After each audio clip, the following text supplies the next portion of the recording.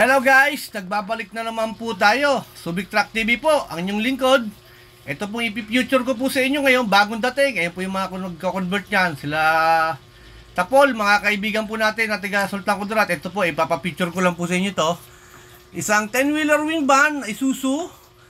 Ayan po Isuzu na bagong dating, sariwa-sariwa po And then, semi-new face po siya.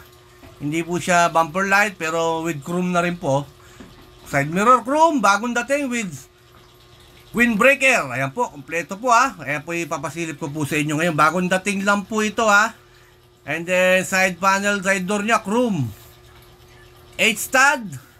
And then ito po yung kanyang chassis. Pakikita ko sa inyo, sariwa po 10-wheeler wing van, 6UC1 engine, manual transmission. And then airbag suspension, and then single differential, class A. Ayan po, kita nyo naman Pag si Subic Truck TV ang nagbablog, class A ang pinupunta ni Subic Truck TV. Fuel tank, dalawang fuel tank, 300 liters. Parehas malalaki. Ayan po yung kanyang chassis. Kita nyo naman, napakasariwa. Alam ko yung isa Pakistani nagbablog nito na i-future niya na po ito Nakita ko na ito sa kanya Pero ito po, at nauna ako nag-video nito, and then i-upload niya lang kanina. Ito, ngayon ko pa i-upload. Yan po, airbag suspension. Class A po na 10-wheeler wing van, 6UC1. Ayan, semi-new face, Class A. Ayan po yung pangilalim Kita nyo na, mula harapan hanggang likuran Yung chassis niya talagang wow. Maganda, with side grills po ito Mahaba yung side, maganda yung side grills po nito. Ayan po, side grills, maganda yung side grills niya.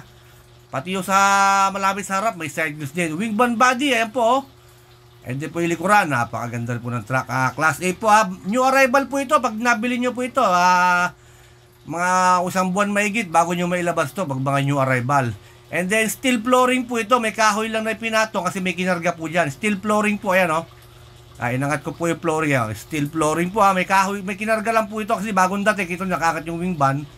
May kinargang sasakyan din dyan, kaya kita nyo naman napakaganda po ng truck, napakakinis po napakaganda. And then tawag-tawag lang po kayo sa akin sa mga, about sa mga price ng mga truck, o kaya kung magpapasama po kayo sa akin para po madali ko po kayo makausap.